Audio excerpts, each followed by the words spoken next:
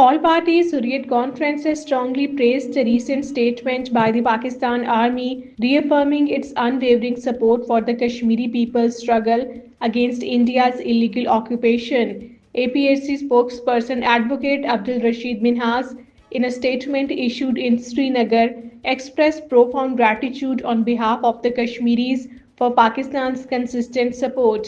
He described the Pakistan Army stance as a powerful endorsement of the Kashmiris' right to self-determination.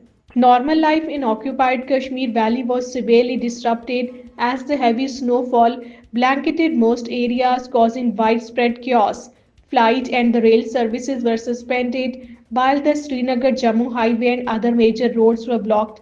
Hundreds of vehicles were stranded amid freezing temperatures and accumulated snow on the highway.